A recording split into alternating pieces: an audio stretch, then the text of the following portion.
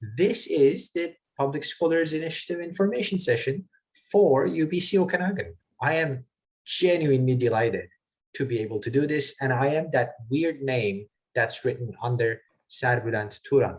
I was named by parents who never thought I would use the name. It's a weird name even in my own language, and most people call me Serb, so don't worry about it in any way. I am also an adjunct faculty at UBC in Vancouver in political science department, where I teach on things. If you are interested in that kind of stuff, we can have a chat about it after. Here and now, what I would like to do is this, the Public Scholars Initiative. So first, thank you very much for having me. Obviously, in these Zoom times, it's very hard to know who's joining us from where, but I can tell you this one thing. I am joining you from UBC's Vancouver campus, which is located on the ancestral and unceded territories of the Musqueam peoples. I have moved here in 2007 as an immigrant from my home country, and since that time, I am being hosted here with unbelievable grace, generosity, and kindness by the Musqueam Nation. I live here, I laugh here, I play here, I learn here, I raise a family here. I am grateful beyond words to the Musqueam Nation for the strength, kindness, and generosity they've shown in hosting me and others like me. I am also aware that UBC Okanagan is on the unceded and ancestral lands of the Silks Nation, but I do not know much more about this, and this is my shame. But I thought I should appreciate the fact that this is the case. Thank you for having me also on your screens. It hasn't been an easy 2 years for anybody. I can only hope it's going to get a little bit better and we're not going to live in this perma-crisis mode. I appreciate that everybody's time and mental energy is limited, and I know that you are choosing to give a bit of your time to me. I'm not going to take it away more by idle, rumblings. I just wanted to acknowledge the fact that thank you for having me on your screens. Now, this is the talk that I'm going to give today. It's going to take 25 to 30 minutes. I have given it a few times, so I think it's a good guess. It's 25 to 30 minutes. I can go faster. I can go slower. I have the chat in front of me. So if you have questions during and throughout, just ask. If it happens that I don't actually have it ready to go in a slide or two, I will answer immediately. Otherwise, I'll say, oh, I appreciate your question. I'll get to it in 2 minutes, something like that. So effectively, the talk goes this way. I'm going to talk about what is the PSI. It is a scholarship, hint, hint, nudge, nudge, spoilers. There is money. Yes, we're going to talk about all of that. How does it work? So how do you apply? How do you become a public scholar, the PSI scholar? Put otherwise, how do we fund you? Why do we fund you? How much money do we fund you for? And all of that other stuff. Why does it work is also important, and we're going to talk about that. And we're going to talk about this year's applications, which are different in two notable ways. One of these ways is that Okanagan is joining us, and we're unbelievably happy about it. I really am just giddy. And then, yes, of course, we're going to talk about, okay, then how does it work for Okanagan, provided that, there's some distance between the two campuses, and then the Q&A after that. So this is effectively the plan of us talking. I will get really tired at the end of 20 minutes, and I want to stop anyway. So don't worry about it. I'm not going to take more time. What is the PSI? Here's what the PSI is. The Public Scholars Initiative is a genuinely, truly groundbreaking initiative, and it is truly transformative. It is still groundbreaking, even though it's in its 8th year just now, because there is quite literally nothing else like us around the globe. The closest program we have is called the Global Scholars Program at the University of Queensland. The director of that program flew to Vancouver to meet with us and see what we're doing and how we can have better connections with that program. University of Toronto just launched their Public Scholars Initiative this year. We were in meetings with them for months and months because, again, we are the breaker of grounds in that way. What we do is effectively transforming the experience of the PhD. And the secret here is we are following where the students are leading us. I'm going to tell you a bit more about that. Now, in every marketing line that we have, it is promoted as UBC's flagship scholarship. It genuinely is, both in the amount of funding that we provide, in the number of scholars we have, and also the transformative reach that we have. It is now going into its 8th year, So far, we've had 260 students already in the program who have graduated. About 120 of them have graduated. The remaining are part of the active PSI network. So once you become a PSI scholar, you don't just remain the scholar for the year and then go your own way. You remain part of the network. In that way, the joke is it's like the mob. Once in, you're never out. Even when you're out, we do reach out. Just over this summer, a public scholar was in Boston and reached out to me and said, are there any other PSI scholars that I can reach? And there is, of course, one in Harvard. And we reached out to that faculty member. They met for a cup of coffee. Those kinds of things are very common for PSI scholars. So beyond the numbers, it is also a very strong network because it isn't just a scholarship. And I'm going to talk about that also. In the last 7 years, we have provided over $2.1 million in student funding only. This year, we're going to do a bit more. So this is what the PSI is. It is a unique, transformative scholarship program for doctoral students at UBC. So I am going to talk a little bit about the origins, not just because I'm a political philosopher and I love history of things, but because this is important if you plan to apply. Where we're coming from, what our intentions were, why we were created is quite literally the first thing you need to know if you are interested in pursuing a PSI application. And here is where it comes from. In 2014, a group of people kind of realized that, you know what, the PhD that we do, and here's the example I'm going to give you right there. I have a PhD, so does Karl Marx. You may have heard of the guy. He's the one with the beard. He does have this PhD, and he got his PhD in 1828, almost 200 years before I did mine. And of course, mine is better in every way. Definitely, it's a timeless classic, much better. But the reality is, it is identical in format. Karl Marx and I have written 250 pages of a document, and we can hit people over the head with it. Over the last 200 years, imagine how much the world has changed and transformed. And this highest educational degree that we say to the person, you are now as educated as it gets in the field that you're pursuing, has not changed. This is ridiculous beyond words. So this acknowledgement has kind of led to this first symposium, Reimagining the PhD. How can we make the PhD not only more responsive to the realities of the world, but also to the demands of the students? And I'm going to talk a bit more about this, of course. So what the PSI means to do is to transform the PhD experience. And when I say PhD experience, I do mean the experience itself. So from the entrance to the graduation, but also what a PhD is, what a PhD does, and what a PhD looks like. Our first target is to encourage purposeful social contribution. The reality is this. I have never met, in my last 10 plus years at UBC, I have never met a graduate student who came into the PhD for money. Maybe there are, but I have never met anyone. The reality is we all come into the PhD because we want to do something good. We want to have an impact. We want to change things for the better. We want to know a bit more so we can help a bit, all of that. But somehow throughout the process, it becomes this, no, you just live in this room with 1,000 books, and then you're going to be able to write another book. And that's what a PhD is.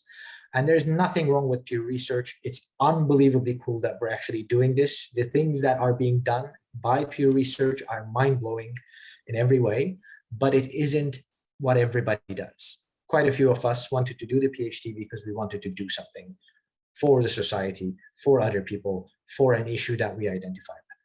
So PSI's first goal is to encourage purposeful social contribution.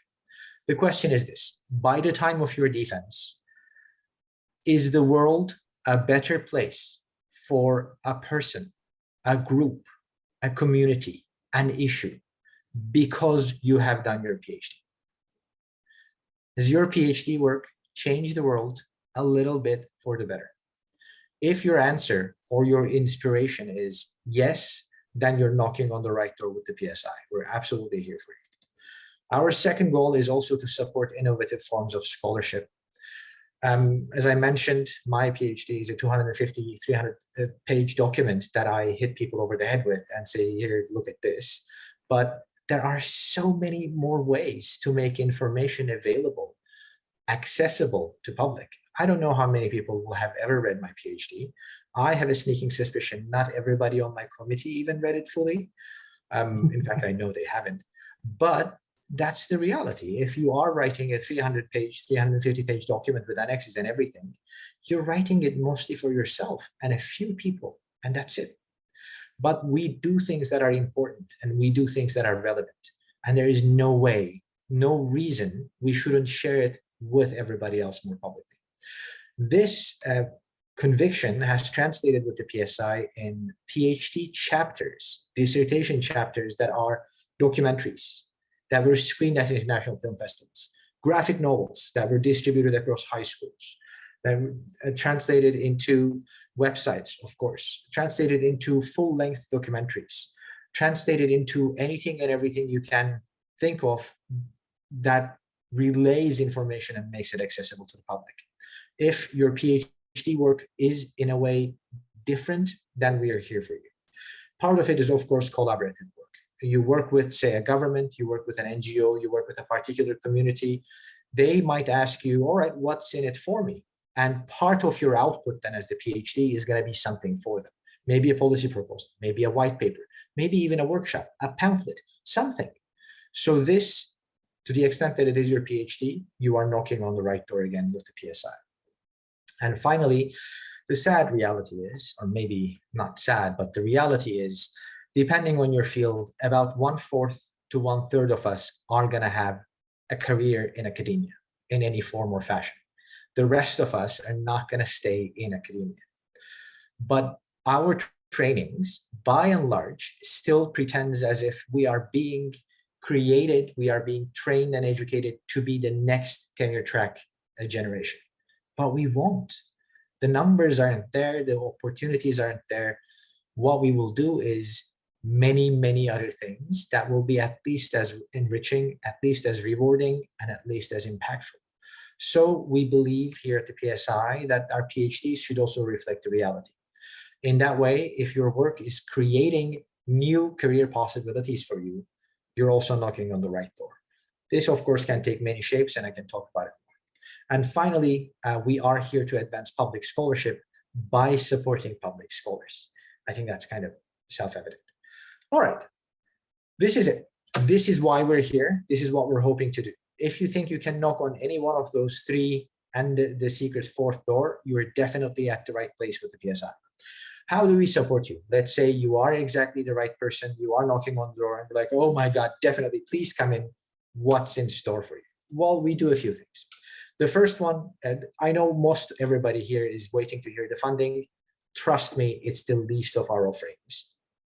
That's not to say it's nothing. It's just the other things are good also. The first one is the network. And the network is effectively this. Tell me if you can see my website if I do this. Do you see the website now? Yes, wonderful, thank you. So this is the PSI website. It's Grad UBC PSI. Anytime you come into there, you're going to see this one picture of a random cohort. It circulates them randomly. And here you go to meet our scholars. The first thing you're going to get as a public scholar is this profile. It is a picture taken by a professional photographer. It is a website maintained by professional website maintainers, and it is the most exhaustive website that anybody at UBC has, including the president. If you are of the older cohorts, so this is the new cohort, Max. If you are of the older cohorts, we're going to have your talks recorded and put on your profile. We're going to have your article links. We're going to have your PhD even, if you want, in a link in the corner. This means anybody who ever Googles you is going to come find that profile as their first output, unless you are already a YouTube streamer with 1 million hits. This is going to be the profile that people see of you. And we are going to maintain it for as long as we can. The very first public scholars who joined us in 2015 still have vibrant profiles with their talks, articles, and so on and so forth updated. So this is the first aspect of the network. I switched back to the slide. Can you see the slide now? Yes, thank you. We have quite literally, well, okay. During the pandemic, we didn't have those. But before, We had quite literally hundreds of events for all the scholars, dozens of events every year for public scholars to talk about. So an example, in Vancouver Science World, if you've ever been, is this massive science world thing. It's very cool. They reach out to us and say, hey, this year in November, 2019 November, we are hosting 300 high school women in our opening. Do you have anybody who can come and talk about being a woman in science? And I'm like, yes, here is a list. Which one would you like? Vancouver Public Library reaches us and says, do you have anybody who can talk about, science on Science Week? Granville Island Public Fair reaches out and says, do you have anybody who can talk about their research in a way that's accessible to public? So public scholars are kind of booked for these public events and talks almost all the time. They were obviously before the pandemic. We're hoping to get back into it. We train public scholars for these events also. So you aren't thrown in the deep end and say, okay, now go talk to 100 people. We do train you. There are plenty of partnerships on campus that public scholars almost always get possibilities for. UBC orientation for incoming faculty and staff has almost always been manned women or public scholared by a public scholar in the last 4 years, including the pandemic. Every month, there's a public scholar on UBCCA being promoted for their work. A lot more. We also provide exhaustive professional development opportunities. There are 5 workshops that are exclusive to public scholars: translating your research into policy, storytelling for change, ethical engagement with communities, fostering research collaborations, and writing for a public audience. Those 5 workshops, every public scholar has access to. Of course, we pay for the workshops, so you just attend them. But the biggest of all, of course, 260 plus scholars everywhere around the world right now in over 40 countries. And so you go to, and I'm really not kidding, you go to Zimbabwe, there is a public scholar. You go to Boston, there is a public scholar. You go to Oslo, there is a public scholar. And they are happy that I put you in touch with them. So the network is big and strong, and almost all public scholars are always happy to meet new ones. That's the promotion I was just doing. There are public scholars now in governments, NGOs, industry, all over the world. We also continuously have coffee events. There's one this Thursday, a lunch. We have guests. Let's say somebody that you really want to meet comes, you reach out to me and say, hey, this person's on campus, this person's coming. How about we take him out for a coffee? We invite 10 scholars and this person, and you have a networking opportunity. There are events and lunches and so on and so forth where we try to create and enhance our network. There are also unofficial groups where scholars coordinate themselves. I don't run that kind of stuff, but they do. So there are groups for activism writing, arts as research, the mental well-being group, teaching and learning group, academic collaboration group. Scholars just connect and run with these connections themselves, and whatever else scholars want to do on top. This is the benefit of the network, and I believe to this day it is our primary offering. We provide academic support. Let's say you said, wait, did you say people are doing documentaries as a dissertation chapter and screening at international film festivals? Yes, I did say that. Wonderful. Are you interested? Great. Let us talk about how we can help you do that. Or graphic novels, or websites, or policy papers, whatever it is you want to do, we're happy to sit down and talk. We also support interdisciplinarity. Let's say you're an engineer and you want to learn a bit about epidemiology because your research kind of goes there and you want to know, but you don't have the year to bury into that research. You come to me and I connect you to a faculty member who's an expert in epidemiology. You get a cup of coffee and you take it from there. That's the least, of course, that we can do. Almost all public scholars have a wide access to a wide range of supervisory committee members. You want to do a documentary, your committee says, that's fantastic, but none of us can help you with that. We don't know anything about it. We find a documentary maker. Also, communication with external examiners. There's an external examiner at the end of your defense, and they might say, why am I watching a 20-minute documentary as part of a PhD? I've never seen anything like that. We help frame it. We reached out to the external examiner and say, look, this is what it is. Just so you know, here are the past examples. It isn't something this scholar is doing because it occurred to them at 3 a.m. in the morning. So all of that is part of our academic support. And finally, yes, I know you were waiting for this, we have money. We have up to 10,000 on your way in. This is the first year. Once you become a public scholar, you can ask for a renewal anytime, not in your second year, not in your third year, when you need it, and it is automatically granted. It is not a competitive process. Once you're a public scholar, we have a standing obligation to fund you one more time. And you can ask it in your fifth year, in your sixth year. You can come to us and say, hey, look, I'm completely out of funding. I just want to sit down and finish this. Why don't you pay for my rent and groceries? And we will. It is another up to 10,000 for total of up to $20,000 of funding per scholar. This is what I meant by we have 2.1 million in scholar funding so far. This year, applications are running now. They opened on 28th of March and they're up until May 20th. So 8 weeks of application period.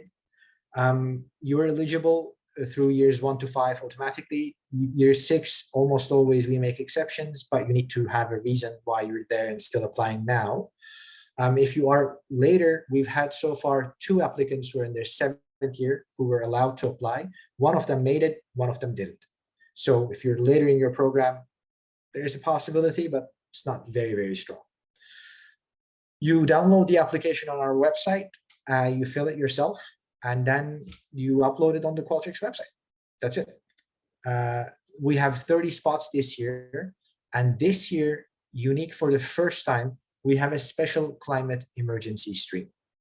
If your work in any way touches climate emergency, you should apply to the climate emergency stream. There's nothing negative about that. If your application that is climate emergency stream doesn't get those 6 to 8 spots for the climate emergency stream, you're effectively put with the other applicants. So there's no downside if you are doing climate work to saying, I'd like to be considered for the climate emergency stream. We have dedicated funding for these spots and then the rest of the public scholars. You will know your results by late July. You will hear from us one way or another. And by the second half of August, you will have scheduled meetings to meet with me to see how we can support you best. What are the things that you're hoping to get? What is your work about? And so on and so forth. And we launch the year in September. Now I'm going to tell you a bit about the launch in the next page. Effectively, you should be looking at 40 to 50 hours of commitment per year. Part of it is effectively us training you for public speaking, us training you for professional development workshops, and us booking those speaking opportunities for you. So you go and talk at these places, but also lunches and coffee events and so on and so forth. But you are in Okanagan. That is a distance issue. How are we going to do it? So we've been in the works for quite a while, talking with everybody to see how we're going to do it. We're planning definitely to bring the PSIO scholars here to Vancouver for the launch. The launch event is mid-September, where you meet everybody else in the cohort, because they're going to be all over from UBC. They're going to be from every faculty there is and school. And the launch is effectively 2 hours where you talk about yourself to everybody else, you meet them, we talk about the year and expectations, and then we go all together for drinks on us, definitely, foods on us, and all of that stuff. I have been doing this for the last 5 years. Every year I leave around 8:30.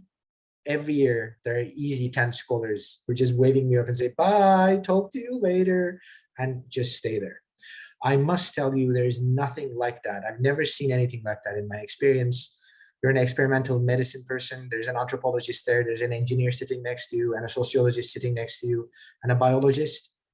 15 minutes in, you realize you found your folks. This is the thing. You are united by the same passion to do something good. That's really unrivaled. We are planning on having monthly socials. A few faculty members at Okanagan have already volunteered their names to be the mentor, to take the PSIO scholars out for coffee meetings and everything. So there will be a community, definitely. We are also thinking of switching all of the professional development workshops I mentioned into hybrid, in that PSIO scholars can get together of their own and be connected to us through Zoom or whatever else it is. So you will be together with everybody else for the workshop. There are other plans that we're thinking about, but those are the ones I feel confident enough to promise, because these are all resource issues, as you can imagine. And this is how it's going to work for Okanagan. It is 12:29. It took me 24 minutes as promised. And now I'm going